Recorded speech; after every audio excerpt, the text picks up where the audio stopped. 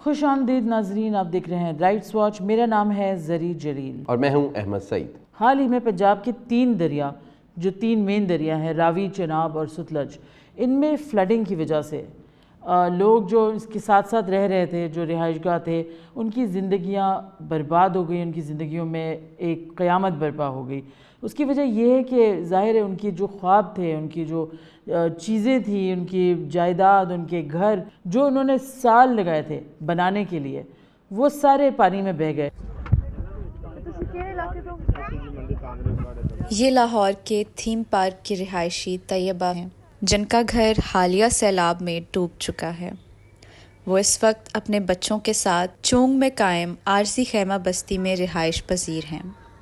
طیبہ کا 1.5 سالہ بچہ موسمی شدت کے باعث بیمار ہے اور وہ اپنے ننھے بیٹے کی بیماری اور بے سر و سامانی کے باعث شدید پریشان ہیں۔ یہ میرا چھوٹا سا بچہ ہے، 1.5 سال کا ہے، بہت زیادہ بیمار ہے۔ کل سے اس کو بخار ہے، آج اس کی میڈیسن لے کے آئی ہوں، اس کا بخار میں کوئی کمی نہیں آئی، اور ہم بہت زیادہ مشکلات میں، ہمارے گھر سارے ڈوب گئے ہیں، سامان ہر چیز اندر ہی رہ گئی ہے۔ بس ہم یہ چند کپڑے پہن کے 1-2 سوٹ ساتھ لے کے اور یہ پہن کے گھر سے نکلے ہیں۔ ہمارے بچے بیچارے ویسے ہی رل رہے ہیں۔ کل پیمپروں والا آیا ہے، اس نے کوئی 2 پیمپر دیے ہیں، وہ استعمال کیے ہیں، اور ہمارے خود کے ماہواری کے دن چل رہے ہیں۔ بہت پریشان ہیں، مشکلات کا سامنا کر رہے ہیں، پانی کی بوتلوں کے ساتھ، پینے والی کے ساتھ، ہر چیز اسی میں استعمال ہو رہی ہے۔ اور ماہواری کے لیے کوئی کٹس وغیرہ نہیں ہے تو کیسے کر رہے ہیں گزارا؟ بس اپنے جو فالتو کپڑے ہیں، دوپٹے ہیں، وہ پھاڑ کے ان کے ساتھ گزارا کر رہے ہیں۔ کوئی کٹس کسی نے کچھ نہیں دیا۔ لیکن طیبہ اکیلی نہیں ہیں۔ سیلاب کی اس آفت نے ہزاروں مرد و خواتین کی زندگیاں اجاڑ دی ہیں۔ اپنے گھر بار سے محروم یہ لوگ آج لاہور میں سرکاری اور غیر سرکاری تنظیموں کے ریلیف کیمپس میں رہنے پر مجبور ہیں۔ کیمپوں میں سہولیات کی کمی نے ان کی مشکلات میں مزید اضافہ کر دیا ہے۔ خاص طور پر خواتین کا کہنا ہے کہ ماہواری کے ایام میں سینیٹری پیڈز نہ ملنے کے باعث وہ شدید مسائل کا شکار ہیں۔ یہ کسی کو پتہ ہی نہیں اس بارے میں، یہ بھی یہ مسائل عورتوں کا ہے، پتہ ہی نہیں۔ تو خواتین کو کیا مجھے بتا رہی تھی آپ کپڑے وغیرہ یوز کر رہی ہیں۔ سارا گھر لوڑ گیا دا تے اپنا چٹائی ملی ہے، نہ کمبل ملدا پیا، نہ مینوں پھو ملدا پیا، رات نوں کمبر ہی درد ہوندی ہے تے اپنا ہور چیزاں ساریاں نے، اے بھی ہن ساڈے گھر باننے نے، غریب بندے ہیں، اسی کتوں عرش پوری کران گے؟ چھوٹے چھوٹے بچے نے، بیوہ میں کی کر سکنی ہاں؟ اکا گلے دا مسئلہ ہے، نو میری نو پٹھیاں دا مسئلہ ہے، وہ بھاویں ساڈیاں دوائیاں کرے، بھاویں ساڈی وہ اپنیاں گھر بناوے، بھاویں دوائیاں کرے، جھوٹ دا مسئلہ نہیں، ایک بندہ جھوٹ ماردا وہ نہیں نا۔ ادھر انتظامیہ کا کہنا ہے کہ متاثرین کو زیادہ سے زیادہ سہولیات فراہم کرنے کی کوشش کی جا رہی ہے۔ کیمپس میں 3 وقت کا کھانا فراہم کیا جا رہا ہے اور صحت کے مسائل کے حل کے لیے ایک ڈسپنسری بھی قائم کی گئی ہے۔ اس میں ایک چھت کے نیچے ہی لوگوں کو ایک تو شیلٹر دی گئی، اس کے ساتھ ساتھ 3 ٹائم کا کھانا گورنمنٹ آف پنجاب پرووائڈ کر رہی ہے۔ ساتھ ساتھ ہمارا ایک state of the art medical camp establish ہے، اس میں ہم نے 4 بیڈڈ ہاسپٹل اسٹیبلش کیا ہے۔ اس کے ساتھ ساتھ ہیلتھ اور کلینکس، ہماری وہیکل آپ نے موبائل ہاسپٹل آپ نے دیکھا ہے وہ ہے، اس کے ساتھ LWMC اور جتنے ہمارے اٹیچ ڈپارٹمنٹس ہیں وہ اویلیبل ہیں۔ صفائی کا 24/7 خیال رکھا جا رہا ہے، اور اس کے ساتھ ساتھ ان انٹرپٹیڈ جو سپلائی ہے، ہم نے اس کے بیک اپ کے لیے پراپر جنریٹر اور ان چیزوں کا انتظام بھی کیا ہے۔ یہ وہ متاثرین ہیں جو چند دن پہلے اپنے گھروں اور آسائش بھری زندگی میں مطمئن تھے، مگر سیلاب نے پلک جھپکتے ہی ان کی زندگی کو بے سکون کر دیا۔ ہم نے سنا ہے کہ دریا اپنا رستہ تو چینج کر لیتا ہے، لیکن اپنی زمین کبھی نہیں بھولتا، اور ہم یہ دیکھ سکتے ہیں جو ریسنٹ فلڈنگ ہوئی ہے، اس کے اندر جس طریقے سے جو گھر اور جو ہاؤسنگ سوسائٹیز بنائی گئی ہیں دریا کے بالکل ساتھ ملا کر، وہ جس طریقے سے دریا نے واپس چھینی ہے، ہم اس کا نتیجہ دیکھ سکتے ہیں۔ اور یہ بھی دیکھ سکتے ہیں کہ اتنا قریب ہاؤسنگ سوسائٹیز بنانے سے، اتنے قریب رہنے سے کیا نتیجہ ہو سکتا ہے۔ تو سوال یہ پیدا ہوتا ہے کہ اس چیز کے لیے، اس تباہی کے لیے کون رسپانسبل ہے؟ کیا یہ سٹنگ گورنمنٹ رسپانسبل ہے، یا کیا پچھلی گورنمنٹ رسپانسبل ہے، یا وہ لوگ رسپانسبل ہیں جو ان ہاؤسنگ سوسائٹیز کے بلڈرز اور ڈیولپرز ہیں؟ اور یہ جاننے کے لیے اور یہ بھی جاننے کے لیے کہ کیا کچھ بدل سکتا ہے، کیا کوئی لاہ عمل ہے، یا کچھ وے فارورڈ کیا ہے، خاص طور سے ان لوگوں کے لیے جو متاثرین ہیں، ہم نے دعوت دی ہے احمد رافع عالم کو، جو کہ انوائرمنٹل لا ایکسپرٹ ہیں اور انوائرمنٹ کی جتنے بھی ایشوز ہیں ان کے اوپر ایک توانا آواز ہیں، خاص طور سے لاہور کے اندر۔ خوش آمدید رافع صاحب، آپ ہمارے شو میں آئے۔ رافع، لاہور میں جو سیلاب کی تباہی ہوئی ہے اس کے ذمہ دار کون ٹھہرایا جا رہا ہے اس وقت، اور آپ کے خیال سے کون ہے؟ دریا کا جو کورس چینج ہوا ہے اور دریا جو جس طریقے سے اندر انفلٹریٹ کر گیا زمین پہ، اور ساتھ میں جو ہاؤسنگ سوسائٹیز بنائی گئی ہیں، تو آپ کیا سمجھتے ہیں اس کا کون ہے ذمہ دار جو تباہی آئی ہے؟ سب سے پہلے شو پہ بلانے کا بہت بہت شکریہ۔ السلام علیکم۔ دیکھیں، بارش بہت زیادہ ہوئی ہے اس برسات۔ جو بارشیں ہم نے نارووال، سیالکوٹ اور ہندوستانی سائڈ پہ ان کے مقبوضہ کشمیر، ہماچل اور پنجاب میں بارشیں دیکھی ہیں پچھلے 2 ہفتوں کی، وہ تاریخی ہیں۔ اور پہلی دفعہ تاریخ میں تینوں دریا، یہ ستلج، ایکچولی چاروں، بیاس، ستلج، راوی اور چناب جو ہیں وہ فلڈ ہو چکے، اور اس کے نتیجے میں پنجاب کے مختلف علاقے جو ہیں وہ پانی کے نیچے آ گئے۔ اب دیکھیں، فلڈ جو ہے وہ ایک قدرتی چیز ہے اور وہ ایک اچھی چیز ہے۔ فلڈنگ جو ہے اس سے نقصان پیدا ہوتا ہے، تو آپ یہ مختلف دیکھ لینا۔ فلڈ اچھی چیز ہے، مگر فلڈنگ اس لیے ہوتی ہے چونکہ لوگ جو ہیں وہ نہر کے یا دریا کے قدرتی فلڈ پلین کے اندر انکروچ کر کے یا تو اپنی زراعی کرتے ہیں، ایگریکلچر، یا چند لوگوں نے اربن ایریاز میں جیسے سیالکوٹ اور لاہور کے اندر لو لائنگ ایریاز میں یا فلڈ پلینز کے اندر اپنی ہاؤسنگ اسکیمیں بنائی ہوئی ہیں۔ تو اب پوچھتے ہیں کہ غلطی کس کی ہے؟ ایک تو بارش بہت زیادہ ہوئی ہے اور شاید اس میں موسمی تبدیلی کا ہاتھ ہو، مگر دوسری طرف جو نقصان ہوا ہے، جو فلڈنگ ہوئی ہے، اس میں شاید ہماری جو حکمرانی ہے، جو ہم کہتے ہیں گورننس، اس پہ سوال اٹھائے جا سکتے ہیں کہ جی کیوں آپ نے لوگوں کو فلڈ پلین کے اندر اس طرح کی ہاؤسنگ سکیمز بنانے کی اجازت دی ہے جہاں ان لوگوں نے صحیح طرح فلڈ سے بچنے کے لیے انتظامات جو ہیں وہ نہیں کیے گئے۔ میں آپ کو یہ بھی بتاؤں کہ دنیا میں اور ایسے شہر ہیں جو کہ دریا کے کنارے یا سمندر کے کنارے اور فلڈ کا شکار بن سکتے ہیں، لیکن انہوں نے اپنا پیسہ اور اپنا دماغ لگا کر مختلف بند اور ڈائکس اور ڈیمز کے ذریعے اپنے آپ کو بچا لیا ہے۔ اس میں نیدرلینڈز کی ایک بہت اچھی مثال ہے۔ تو اسی طرح میں سمجھتا ہوں کہ جو ہاؤسنگ اسکیم والے، اگر کوئی ایسا ہے جو کہ فلڈ پلین کے اندر بنانا چاہتا ہے، تو اپنے منافع میں سے تھوڑا سا پیسہ نکال کے یہ بنیادی جو حفاظتی چیزیں ہیں وہ کر سکتے تھے، لیکن نہیں کیا، تو شاید پھر سوال ان پہ اٹھے۔ رافع صاحب، میں یہ جو آپ نے بات کی میں اسی کو تھوڑا سا آگے بڑھانا چاہتا ہوں، کیونکہ جب یہاں پہ روڈا کا منصوبہ بنایا جا رہا تھا تو اس ٹائم بھی جب ہم بات کرتے تھے اتھارٹیز سے اور اس وقت کی حکمران لوگوں سے، تو وہ ہمیں انہی ماڈرن ملکوں کی ایگزامپل دیتے تھے، نیدرلینڈز کی، انگلینڈ کی، نیو یارک کی، کہ وہ لوگ بھی دریا کے کنارے آباد ہیں۔ تو وہ کہتے ہیں کہ ایسا پاکستان میں بھی ممکن ہے۔ تو آپ کیا کہتے ہیں، ماحولیاتی پروٹوکول کے مطابق دریا سے کتنے فاصلے تک یہ سوسائٹیز وغیرہ یا ڈیولپمنٹ کا کام ہونا چاہیے، اور اس حوالے سے پاکستان میں کیا کوئی قوانین وغیرہ موجود ہیں؟ قوانین تو ایسے خاص موجود نہیں ہیں، مگر جو ہم تیاری کرتے ہیں فلڈز کی، وہ ہم دیکھتے ہیں کہ تاریخی طور پہ ایک دریا میں 100 سال میں، 500 سال میں کتنا بڑا فلڈ گزرا ہے، اور اس بنیاد پھر ہم دیکھتے ہیں کہ جی اگر 100 سال میں ایک یا دو دفعے اتنا اونچا پانی آتا ہے تو اس بنیاد پہ ہم کنسٹرکشن کرتے ہیں۔ ٹھیک ہے جی۔ اب راوی کے ارد گرد جو اس وقت بند بنانے کے منصوبے ہیں، جو کہ لندن کے یا پیرس کے شہروں کو دیکھ کر کہتے ہیں کہ جی وہاں بھی دریا گزرتا ہے، میں بس ایک چیز کہنا چاہتا ہوں کہ لندن میں جو ٹیمز دریا ہے جو کہ گزرتا ہے لندن میں سے، وہ ایک سمندر کی ایسچوری ہے، یہ ایک ہمالیہ سے اٹھتا ہوا دریا نہیں ہے راوی جیسا یا جیلم جیسا۔ اور اسی طرح جو پیرس میں سین ریور ہے، وہ دوبارہ ہمالین پہاڑ سے نہیں اٹھتا، اور دونوں جو ہیں وہ برسات اور مانسون کے یہ دریا نہیں ہیں۔ تو ان شہروں کو دیکھ کے، وہاں کے بند کے انتظامات کو دیکھ کر میں سمجھتا ہوں غلط فہمی ہوگی کہ اگر آپ سمجھتے ہیں کہ وہی چیز لاہور کے راوی یا شاید پنجاب کے ستلج یا چناب پہ کام ہو سکے گا، because یہ دریا مختلف قسم کی چیز ہے۔ These aren't the estuaries and the small rivers of Paris and London، یہ ہمالین دریا ہیں اور یہ جانور کوئی اور چیز ہے۔ اور اس میں آپ کے مطلب جو آپ کہہ رہے ہیں اس کے اندر جو پانی جس پریشر سے فلو ہو رہا ہے اس کی وجہ سے زیادہ تر پرابلم ہوتی ہے جب فلڈنگ ہوتی ہے تو اگر ہم یہ دیکھیں کہ دیکھیں دریا کے ساتھ ساتھ ہم ہاؤسنگ سوسائٹی بنا رہے ہیں، لیکن ہم ایک سائڈ پہ اس کو کرٹیسائز بھی کر رہے ہیں اور دوسری سائڈ پہ ہم یہ بھی دیکھ رہے ہیں کہ آبادی بھی بڑھ رہی ہے.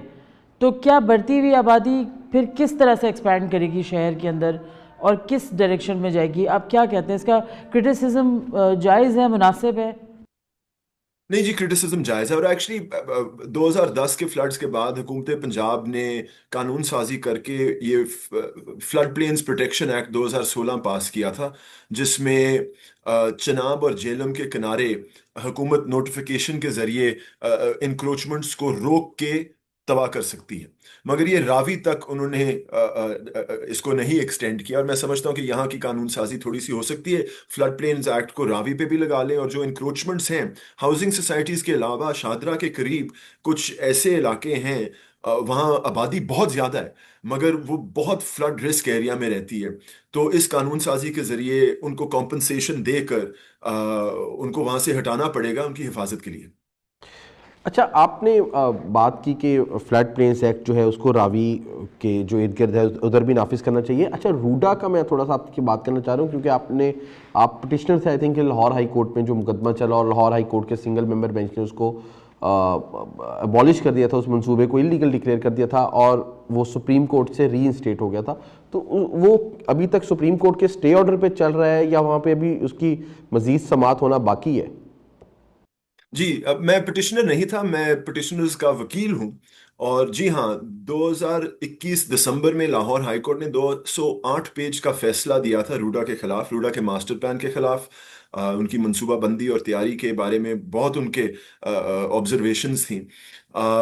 حکومت پنجاب نے اس فیصلے کے خلاف سپریم کورٹ میں اپیل دائر کی، اور سپریم کورٹ نے جو کہتے ہیں civil petition for leave to appeal, یعنی کہ لیو اپیل لینے کی اجازت کی درخواست دی.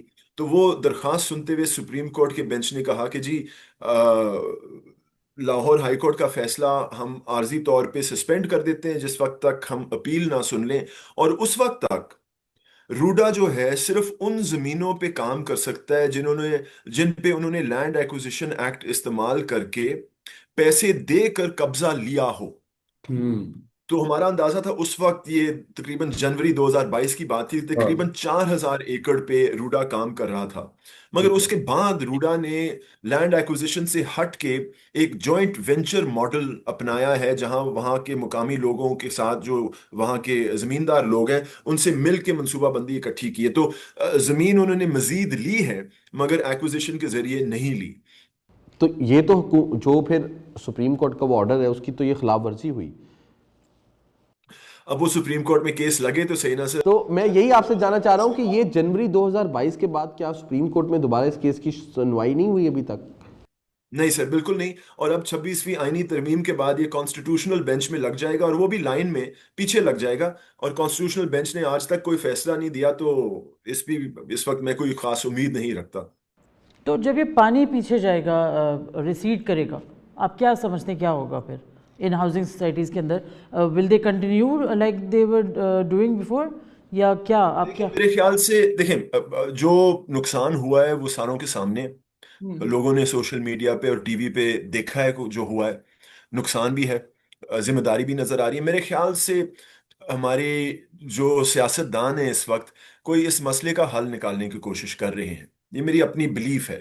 اور اس کے اندر آپ شاید دیکھیں، یہ میری ہائپوتھیسس یا میری پریڈکشن ہے کہ یہ جو ہاؤسنگ اسکیم والے ہیں ان سے کسی قسم کی کمپنسیشن جو ہے انویسٹرز تک پہنچائی جائے گی، اور شاید ایک دو ہاؤسنگ اسکیموں کو توڑنا پڑے گا، وہ زمین واپس دریا کو دینی پڑے گی، اور جو ہاؤسنگ اسکیمیں یہ فلڈ پروٹیکشن کے پلانز بنا سکتی ہیں ان کو شاید آگے جانے دیں گے.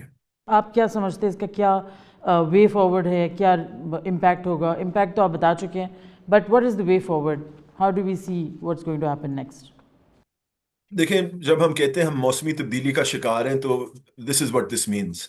آگے اگر آپ سمجھتے ہیں کہ اس سال جو گرمی تھی، جو کہ ریکارڈ بریکنگ گرمی تھی، ہیٹ ویو تھا، اس کے نتیجے میں اگر برسات کا موسم شدید بارش ہوتی ہے تو ہم اگلے سال مزید گرمی دیکھیں گے اور امکانات یہی ہیں کہ آگے بھی برسات جو ہے اتنی ڈینجرس ہوگی، اگلے سال نہیں تو اس سے اگلے سال، اگلے سال نہیں تو اس سے اگلے سال۔ تو میرے خیال سے ایک قومی سطح پہ اور ستائی سطح پہ موسمی تبدیلی کو اب جو کہتے ہیں نا وار فوٹنگ پہ لینا پڑے گا۔ یہ مذاق نہیں ہے، یہ کوئی سائنسدان کی ایجاد نہیں ہے، یہ این جی او ورکرز پیسے کمانے کی کوشش نہیں کر رہے۔ اس وقت پنجاب کے اندر 15 لاکھ سے زیادہ لوگ جو ہیں متاثر ہیں، اور اگلے سال شاید دوبارہ، میں اللہ نہ کرے لیکن ہو سکتا ہے۔ تو ہماری جو پلاننگ ہے، ہماری جو حکمرانی ہے، وہ اب موسمی تبدیلی کو اب توجہ دینے شروع کر دے۔ اور آپ دیکھیں گے کہ اگر ہم اپنی گورننس تھوڑی سی بہتر کر لیں، حکمرانی، تو ہمارے جو ایکسپرٹس ہیں موسمی تبدیلی کے، وہ کہتے ہیں آدھے موسمی تبدیلی کے مسئلے جو ہیں وہ اچھی حکمرانی سے ہی حل ہو جائیں گے۔ بہت شکریہ رافع عالم صاحب، آپ نے ہمیں جوائن کیا، تھینک یو سو مچ۔ ناظرین، پاکستان نے 2023 سے پاکستان میں مقیم افغان مہاجرین یا افغان باشندوں کو واپس افغانستان بھیجنے کی پالیسی شروع کر رکھی ہے، اور اس کے 2 فیز جو ہیں وہ مکمل ہو چکے تھے، اور تیسرے فیز میں پاکستان نے اعلان کیا تھا کہ وہ پی او آر کارڈ ہولڈرز کو بھی ملک سے نکالیں گے، اور اس کے لیے انہوں نے 1 ستمبر کی ڈیڈ لائن دی تھی، اور وہ ڈیڈ لائن اب پوری ہو گئی ہے، اور اس کے ساتھ ساتھ ہی جو انخلاء کا عمل ہے وہ بھی شروع ہو چکا ہے۔ اور ہم نے دیکھا ہے کہ کئی جگہ پہ افغان جو مہاجرین ہیں ان کو زبردستی ملک سے نکالا جا رہا ہے، اور وہ بہت ساری جگہوں پہ تو لوگ پارکوں میں آ کے کافی عرصے سے بیٹھے ہوئے تھے، کیونکہ ان پر ایک کریک ڈاؤن کافی عرصے سے جاری تھا۔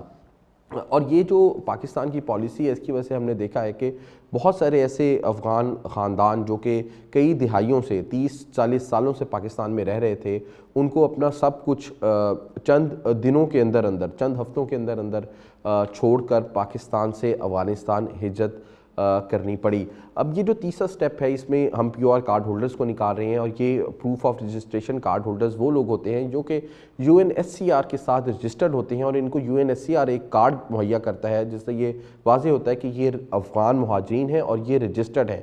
تو پہلے مرحلے میں ہم نے جو ہے نان رجسٹرڈ افغان مہاجرین کو نکالا، دوسرے مرحلے میں ہم نے اے سی سی کارڈ ہولڈرز کو نکالا، اور اب پی او آر کارڈ ہولڈرز کو نکالنے کی باری آ گئی ہے۔ یہ جو سارا پاکستان کے اندر جو ڈرائیو چل رہی ہے افغان مہاجرین کو نکالنے کی، یہ کس طرح سے ڈسٹریس جو ہے وہ کاز کر رہی ہے افغان مہاجرین کے اندر، اس کے حوالے سے ہمارے نمائندے کلیم اللہ نے ایک خصوصی رپورٹ تیار کی ہے، پہلے آپ کو وہ دکھاتے ہیں۔ خالی ہاتھ آئے تھے اور خالی ہاتھ جا رہے ہیں۔ لاہور کے سگیا پل میں واقع یہ افغان بستی ہے جس کو افغان مہاجرین نے آباد کیا اور اپنے کاروبار بنائے، لیکن اب وہ اس کو خیر آباد کہہ رہے ہیں کیونکہ حکومت پاکستان نے ان کو ملک سے نکلنے کا حکم دیا ہے۔ انہی افغان مہاجرین میں ٹھیٹھ پنجابی بولنے والا یہ عمران اللہ ہے جس کی پیدائش یہیں پر ہوئی، اسے افغانستان کا کوئی علم نہیں۔ عمران اللہ نے یہاں کئی سالوں کی محنت سے ایک جنرل سٹور شروع کیا جسے اب وہ کوڑیوں کے دام بیچ کر پیسے اکٹھے کر رہا ہے تاکہ وہ افغانستان جا سکے۔ 5 ਦਿਨਾਂ ਦੇ ਵਿੱਚ ਮੈਂ ਸਾਰਾ ਆਪਣਾ ਬਿਜ਼ਨਸ ਕੰਮ ਮੇਰੇ 2 ਦੁਕਾਨ ਸੀ, ਕਹਿਆ ਸੀ ਕਿ ਪਿੱਛੇ ਦੁਕਾਨ ਹੈ ਮੇਰੀ, ਦੋਵਾਂ ਦੁਕਾਨ ਨੂੰ ਤਕਰੀਬਨ 7.5 ਲੱਖ 8 ਲੱਖ ਰੁਪਏ ਦੋ ਦੁਕਾਨ ਸੀ, ਸਮਾਨ ਸਾਰਾ ਫਰਿੱਜਾਂ ਵਗੈਰਾ ਪਰਚੂਨ ਸਮਾਨ ਜਿਹੜਾ ਸੀ ਅੱਧੋ ਰੋਡ ਰੇਟ ਤੋਂ ਮੈਂ ਦੇ ਦਿੱਤਾ ਸਾਰਾ। ਇਹ ਵੀ ਦੁਕਾਨ ਤਕਰੀਬਨ 6.5 ਲੱਖ ਰੁਪਏ ਦੇ ਸਮਾਨ ਪਏ ਸੀ, ਇੱਧਰ 6-7 ਲੱਖ ਰੁਪਏ ਦਾ ਇਹ ਵੀ ਸਾਰਾ ਸਮਾਨ ਹੈ। ਫਰਿੱਜ ਮੈਂ ਅੱਜ 30,000 ਰੁਪਏ ਦਾ ਦਿੱਤਾ, ਇਹ ਮੈਂ ਆਪ ਲਿਆਇਆ ਸੀ 85,000 ਦਾ, 30,000 ਦਾ ਮੈਂ ਦੇ ਆਇਆ, ਲੋਹੇ ਦੇ ਰੇਟ ਦੇ ਆਇਆ ਮੈਂ ਸਾਰਾ ਕੁਝ। ਪੈਦਾਇਸ਼ ਸਾਡਾ ਲਾਹੌਰ ਦਾ ਹੈ, ਵਾਲ ਸਾਹਿਬ ਹੈ ਸਾਡਾ, ਤੇ ਹੁਣ ਸਾਨੂੰ ਕੀ ਪਤਾ ਹੋਣਾ ਉਧਰ ਜਾ ਕੇ ਕੀ ਮਜ਼ਦੂਰੀ ਕਰਨੀ, ਕੀ ਖਾਣਾ ਪੀਣਾ, ਕਿਧਰ ਜਾਣਾ, ਕਿਤੇ ਘੁੰਮਣਾ ਹੈ, ਉਹ ਇਹਦੇ ਬਾਰੇ ਹੁਣ ਕੋਈ ਪਤਾ ਨਹੀਂ ਸਾਨੂੰ। ਹੁਣ ਉਧਰ ਜਾਵਾਂਗੇ ਤੇ ਪਤਾ ਲੱਗੇਗਾ ਕੀ ਕਰਨਾ ਉੱਤੇ, ਕੀ ਮਜ਼ਦੂਰੀ ਤੇ ਕੀ ਨਹੀਂ, ਕੀ ਕੰਮ ਨਹੀਂ, ਇਹ ਤੁਹਾਨੂੰ ਜਦ ਬਾਅਦ ਜਾ ਕੇ ਉਹਦੇ ਪਤਾ लगेगा फिर। یہ کہانی صرف عمران اللہ کی نہیں بلکہ اس بستی میں رہنے والے 1000 سے زائد خاندانوں کی ہے۔ عبدالخلیق بھی ایک افغان مہاجر ہے۔ اس کا کہنا ہے کہ افغانستان میں امن تو ہے لیکن صرف امن ہمارے بچوں کو نہیں پال سکتا۔ وہ حکومت پاکستان سے سوال کرتے ہیں کہ جس ملک کو دنیا اور آپ دہشت گرد سمجھ کر تسلیم نہیں کرتے وہاں پر ہمیں کیوں بھیج رہے ہیں جہاں پر پہلے سے کوئی روزگار بھی نہیں۔ تقریباً 40 سال لاہور میں ہو گیا ہمارا کہ ہم لاہور میں رہ رہے ہیں، تو مسئلہ یہ ہے کہ ہمارا پیدائش یہاں پہ ہوا ہے، تو ہمارے پاکستان سرکار سے مطالبہ یہ ہے کہ بھائی ہم اس حالات میں افغانستان نہیں جا سکتا ہے کیونکہ ادھر ہمیں کوئی سہولت نہیں ہے۔ मगर आज ये हमारे साथ ज्यादती है जब ये कह रहा है कि 1 महीना या 2 महीने आपको टाइम है, आप फ़ौरन निकल जाए। ये 1-2 महीने में ना हम काम ख़राब कर सकता है, ना अपना कारोबार संभाल सकता है, भाई हम जा नहीं सकता है। एक तो ये है कि ज्यादती है, सोटी पकड़ के हमें मार दोगे तो वो तो अलग बात है, उसका अलावा हम रजामंदी से भाई हम हाजिर नहीं है अफ़गानिस्तान जाने के लिए। सफारती ताल्लुकात आप बना नहीं थे उनके साथ, आप कह रहे कि उधर दहशतगर्द पर प्लान ये पाल रहे हैं, आप लोग कह रहे हो, जो पाकिस्तान का सरकार कह रहे हैं। भाई जो दहशतगर्द पाल रहे हैं, हमें क्यों उधर धकेल रहे हो, हमें क्यों दहशतगर्दों का हवाले कर रहे हो। चलो अब तुम निकाल रहे थे, तुम हमारे जो मलकान थे, जो लोग थे, इनके साथ कोई मीटिंग करनी थी, इनुसियार भी, आप भी, और अफ़गानिस्तान का जो सरकार था उसके साथ भी चलो आप कर लेते थे कोई मीटिंग। कोई हमें टाइम देता था 2 साल 3 साल कि आप इस टाइम मुताबिक आप अपना कारोबार ख़त्म करके आप निकल जाए। कल तक जो इनुसियार था वो आता था कि PR कार्ड वाला के लिए कोई टेंशन नहीं है। 1 महीने में अचानक पता नहीं क्या तब्दीली आ गई कि बस तुम्हारा सब चीज़ ख़त्म हो गया, 1 महीने में आपने निकल जाना है।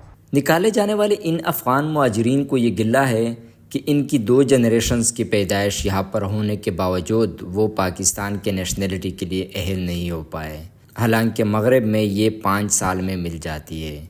सैफुल्लाह कहते हैं कि वो किसी सूरत अफ़गानिस्तान नहीं जाएंगे क्योंकि इनके पैसे और प्रॉपर्टी यहाँ फंसे हुए हैं। इसका हाल तो ये है कि हम लोग तो पहले जाने के लिए कोई भी रजामंदी से तैयार नहीं कि कोई बंदा भी यहाँ से चले जाए। ऊपर से इधर हम लोगों ने 40-45 साल लोगों ने गुजारा हुआ इधर, बिल्कुल ये लाहौर में पैदाइश हमारा इधर है, लाहौर में। ऊपर से अगर ये हमसे रवैया रखता है इस्लामी तौर पर, अगर शरीयत की नापिज़त से देख लें तो हमें इधर का नेशनलिटी देना चाहिए, क्योंकि हम भी मुस्लिम हैं और पाकिस्तानी अवाम भी मुसलमान है सब। अगर कानून को मानता है तो फिर भी हमें 5 साल बाद नेशनलिटी देना चाहिए। हमने 45 साल गुजारा है यहाँ पे, फिर भी हम लोगों को नेशनलिटी नहीं मिल रहा है। ऊपर से हमें 1 महीने का टाइम मिल रहा है। हमारा इतना कारोबार इधर फंसा हुआ है कि हमारा 50 लाख यानी करोड़ रुपए तक हमारे लोगों के साथ फंसा हुआ है। याद रहे कि इन अफ़गान मुहाजिरीन को महज ज़रूरी सामान के अलावा कुछ ले जाने की इजाज़त नहीं है और ना ही इनके मुताबिक UNHCR की जानिब से इनके साथ इस बार कोई खातिर ख्वाह माली इमदाद की जा रही है।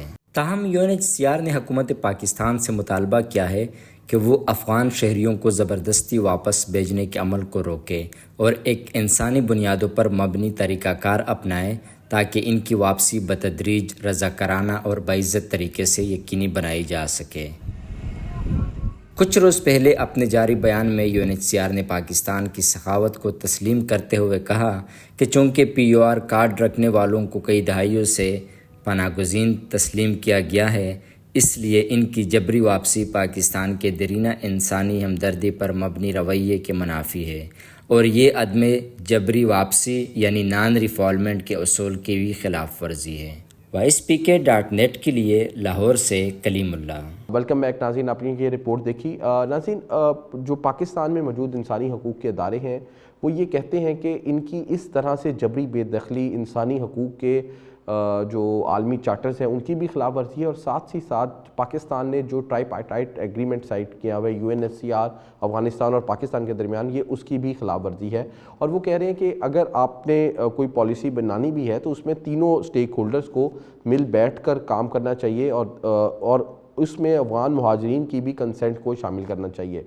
क्या पाकिस्तान ने ये पॉलिसी यकतरफ़ा तौर पे बनाई या जो दीगर इसमें 2 स्टेक होल्डर्स थे अफ़गानिस्तान और UNHCR उनको भी एतमाद में दिया? इसी पर बात करने के लिए हमने दावत दी है कैसर अफरीदी को, जो कि UNHCR के पाकिस्तान चैप्टर के तर्जुमान हैं। बहुत शुक्रिया कैसर अफरीदी साहब, आपने हमें ज्वाइन किया। तो मैं सबसे पहले ये जानना चाह रहा हूँ, ये जो 3rd फेज़ स्टार्ट हुआ है POR कार्ड होल्डर्स को निकालने का, तो इसके हवाले से पाकिस्तान की हुकूमत ने UNHCR के साथ कोई राब्ता किया या उनके साथ मिलकर कोई पॉलिसी बनाई? क्योंकि POR कार्ड होल्डर्स का जो सिलसिला था वो एक ट्राईपार्टाइट जो एग्रीमेंट था उसके तहत ये शुरू हुआ था, तो UNHCR उसमें एक स्टेक होल्डर है, तो क्या UNHCR को एतमाद में लिया गया या उनके साथ मिलकर कोई प्लान बनाया गया इन लोगों को निकालने के लिए? बहुत शुक्रिया। जैसे कि आपको पता है कि हुकूमत पाकिस्तान ने 2023 में सितंबर के महीने में एक प्लान इम्प्लीमेंट किया था जिसको इलीगल फॉरेन रिपैट्रिएशन प्लान कहते हैं, IFRP। तो उसके 3 फेजेस थे।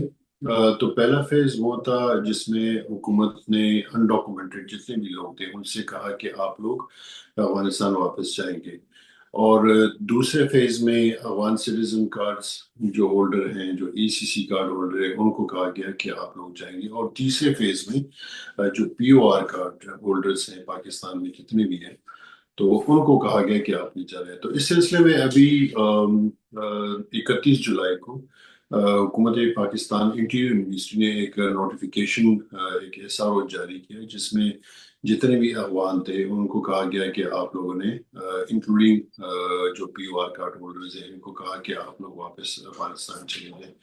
तो हमारी तवक्को ये थी कि हुकूमत ने, ज़ाहिर है कि सैफरान वजारत ने रिकमेंडेशंस भेजे थे वफाकी काबीना को, और एक्सटेंशन की बात हुई थी।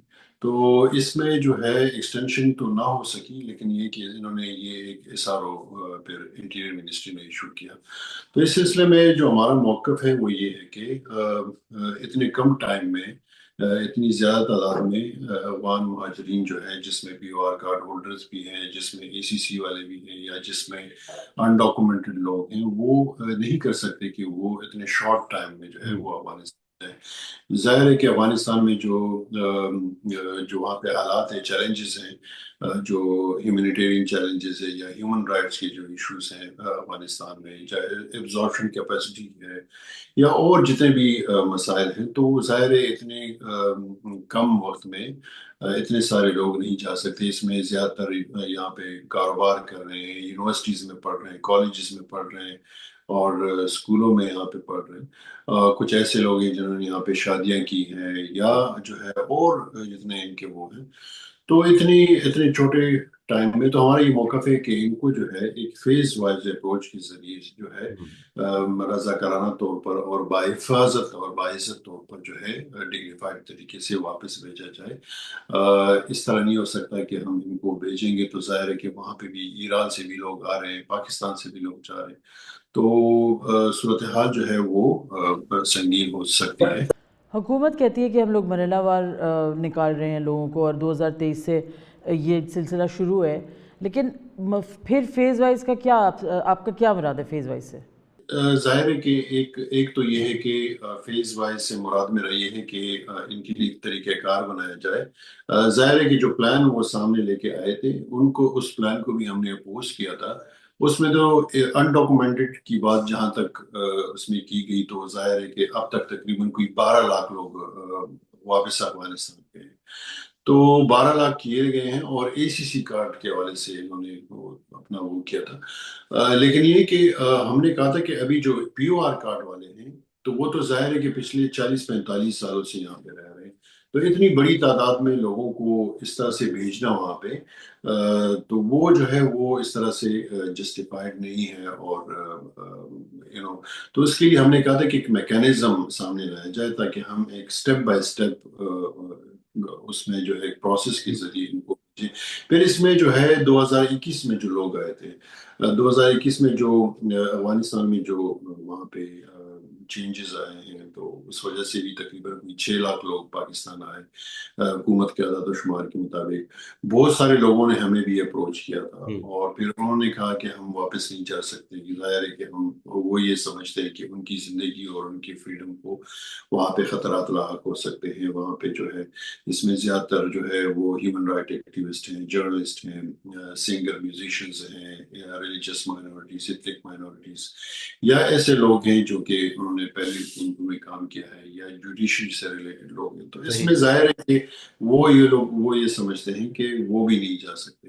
तो हमने कहा था कि इस तरह से जाहिर है कि जब 2021 में ये हालात सामने आए हैं, तो इसमें तो POR कार्ड होल्डर या ACC वाले या जो भी है, या इवन अनडॉक्यूमेंटेड है, जाहिर है कि बहुत सारे लोगों के बच्चे इधर पढ़ रहे हैं, बच्चियां पढ़ रही हैं, जाहिर है तो वो भी ये समझते हैं कि अगर वो जाएंगे तो उनके जो बच्चे हैं वो भी वहाँ पे नहीं पढ़ सकते।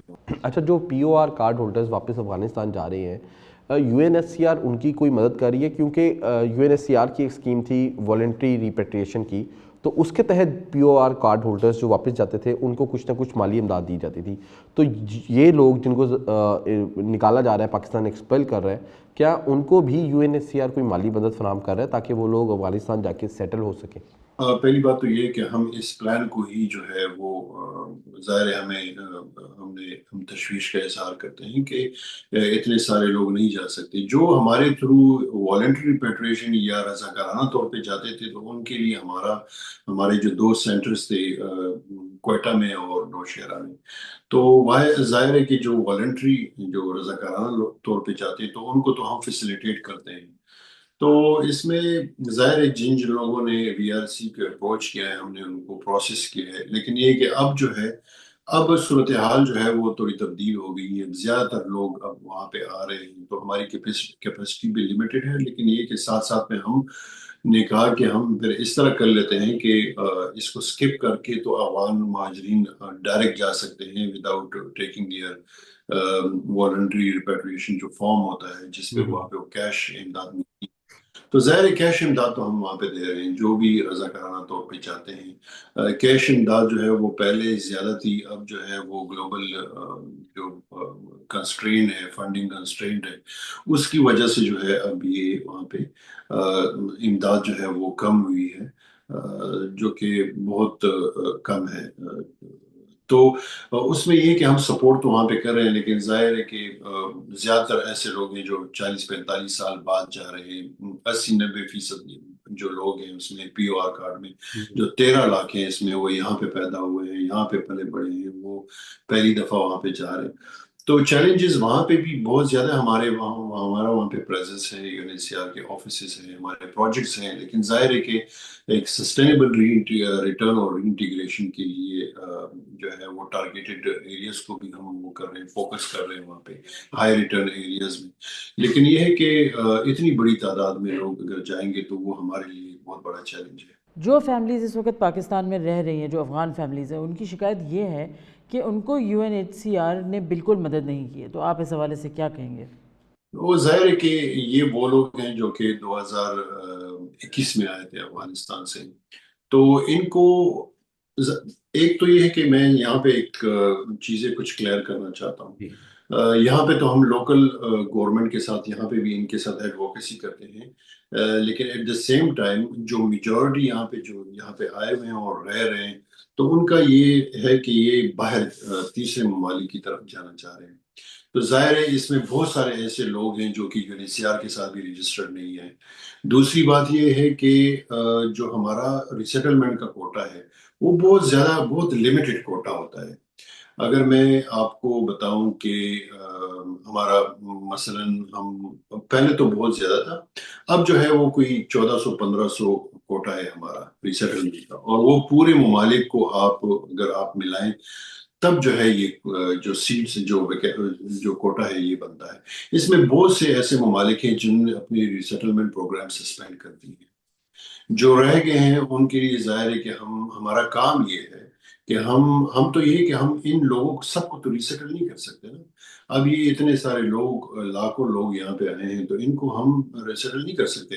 ان میں ہم ایسے لوگوں کو آئیڈینٹیفائی کر رہے ہیں جو کہ ولنریبل ہوں، جن کی امیجیٹ پروٹیکشن نیڈز ہو، ان کو ہم آئیڈینٹیفائی کر رہے ہیں اور ان کو ہم ریفر کر رہے ہیں. پھر جب ہم ان کو ریفر کرتے ہیں جتنے بھی ریسیٹلمنٹ جو کنٹریز ہے تھرڈ کنٹری، وہ اپنا ایک ٹائم لگاتے ہیں. ہمارا اپنا ایک ٹائم ہوتا ہے، ہم ایک پروسیس کرتے ہیں. ظاہر ہے کچھ ہمارے انٹرنل پروسیجرز ہوتے ہیں، ان کو ہم نے فالو کرنا ہوتا ہے.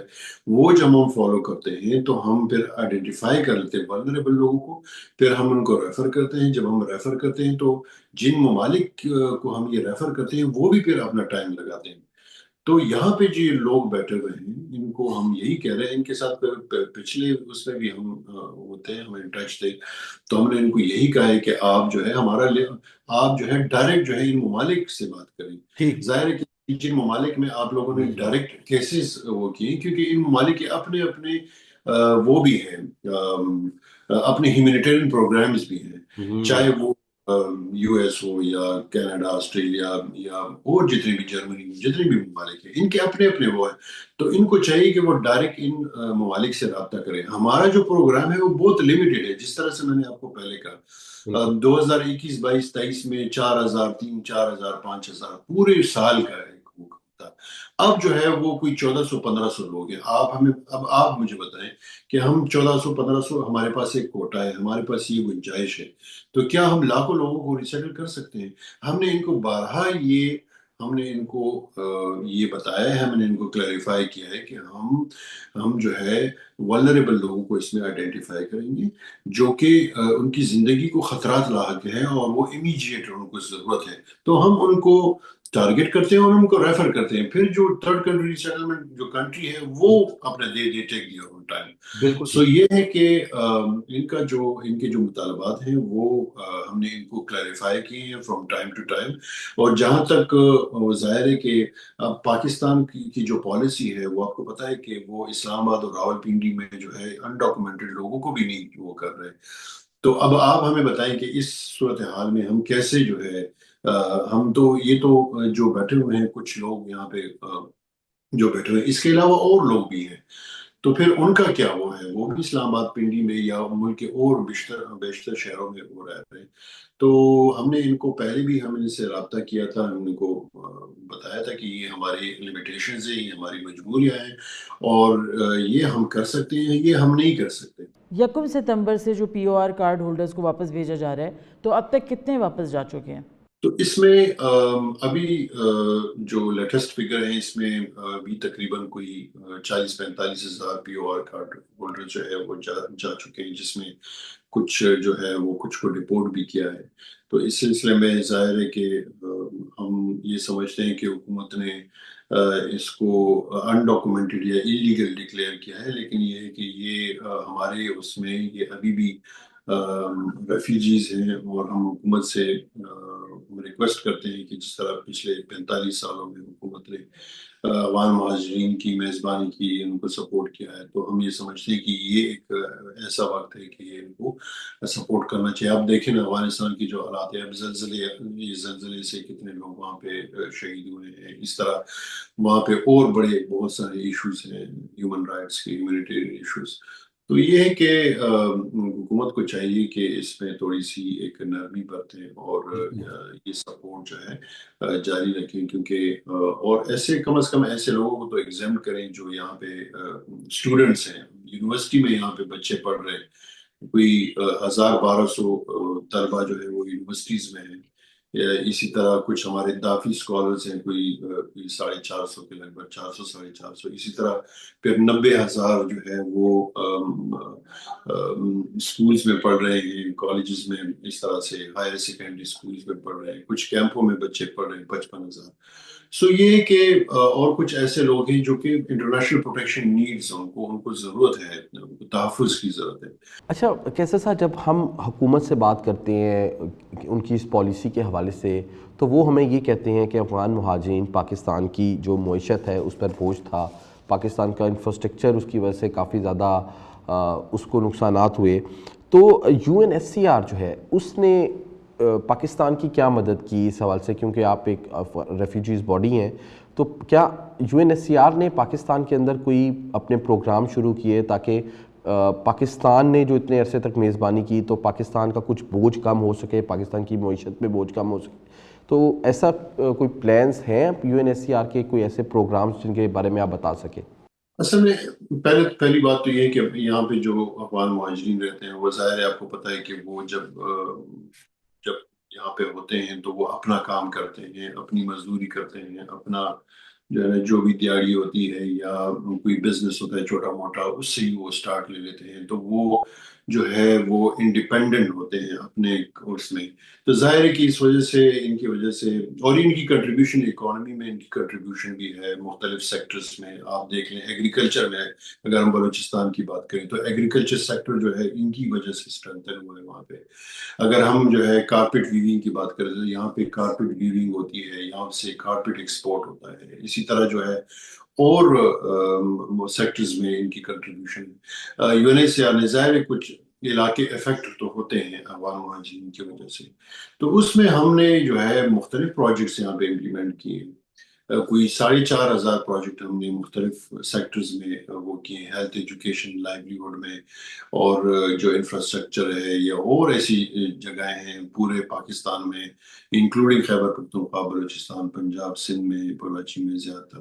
تو چھوٹی سی اگر میں آپ کو ایک مثال دے دوں، کراچی میں اگر ہم بات کریں تو کراچی میں جو SIUT ہے ان کو ہم نے 2 سالوں میں کوئی 85 ڈائلسس مشینز دی ہیں تاکہ یہ لوگ جو ہے وہ فری آف کاسٹ جو ہے لوگوں کو سپورٹ پرووائڈ کرے. وہ جس طرح سے وہ کرتے بھی ہیں فری آف کاسٹ ہی کرتے ہیں، وہ ایکسٹینڈرڈ وہ ایک ہاسپٹل ہے. اس طرح اگر آپ پشاور کے یا خیبر پختونخوا کے میجر ہاسپٹلز دیکھیں، وہاں پہ ہم نے اکوپمنٹس دیے، میڈیکل اکوپمنٹس دیے، وہاں پہ ہم نے لیبر رومز بنائے، ہم نے وہاں پہ بلڈنگز بنائے، وہاں پہ ہم نے پورے اسٹرکچر کو سولرائز کیا ہے. اگر آپ کوئٹہ میں جائیں، کوئٹہ میں دیکھ لیں یا کوئٹہ مختلف شہروں میں، وہاں پہ بھی ہم نے انٹروینشنز کی. پنجاب میں اگر ہم لاہور کی میں بات کر لوں تو وہاں پہ میاں منشی ہاسپٹل کو ہم نے وہاں پہ اکوپمنٹس دی، میڈیکل اکوپمنٹس دی ہیں. اسی طرح پنڈی میں، ہولی فیملی میں. اس طرح اگر ہم ایجوکیشن کی بات کریں تو اگر ایک اسکول میں جو ہے، ایک گورنمنٹ اسکول میں اگر وہاں پہ 200 بچے پڑھ رہے ہیں اور اس میں تقریباً کوئی 20 افغان بھی پڑھ رہے ہیں، تو وہاں پہ ہم نے اگر اس اسکول میں 2 کمرے ہیں تو اس میں ہم نے ایڈیشنل 7-8 کمرے بنائے ہیں، جس میں سے جو ہے وہ کلاس رومز ہیں، وہاں پہ لیبارٹری بنائی ہے، لائبریریز بنائی ہے، باؤنڈری والز بنائے، پلے ایریاز بنائے. تو یہ میں ایک اسکول کی بات نہیں کر رہا، یہ میں ہزاروں کی تعداد میں اسکولوں کی بات کر رہا ہوں پورے خیبر پختونخوا اور بلوچستان میں. اس طرح بہت سے ایسے اسکل ڈیولپمنٹ پروجیکٹس ہیں جو ہم یہاں پہ امپلیمنٹ ہم نے کیے ہیں، جس میں سے لوکل بھی مستفید ہوئے ہیں، افغان مہاجرین بھی مستفید ہوئے. اگر ہم اس پورے 4,500 پروجیکٹس کی بات کریں تو اس میں 80% پاکستانی جو ہے اس سے مستفید ہوئے ہیں، 85% پاکستانی. کیا افغان مہاجرین کے نکالنے کے فیصلے کی وجہ سے یہ پروگرام جو چل رہے ہیں یہ بھی بند ہو جائیں گے؟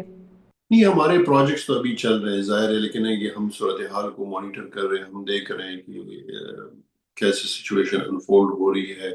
بہت سے علاقوں میں پنجاب میں جو ہے لوگوں کو کہا گیا ہے اٹک میں یا اور جس طرح سے علاقوں میں کہ آپ یہاں سے چلے، کچھ لوگوں کو ڈپورٹ بھی کیا ہے. خیبر پختونخوا میں، بلوچستان خیبر پختونخوا میں، وہاں پہ ان کو کہا گیا ہے لیکن ایز سچ وہاں پہ کوئی ایکشن نہیں لیا گیا، وچ از گڈ، کیونکہ ظاہر ہے کہ یہاں پہ بھی لوگ رہے ہیں. اب یہاں پہ ان کے خلاف ایکشن لینا، یہاں پہ ان کو جو ہے ان کو زبردستی یہاں سے بھیجنا، تو وہ ایک 40-45 سال کا جو گڈ ول ہے وہ ظاہر ہے کہ وہ بھی اسٹیک ہے.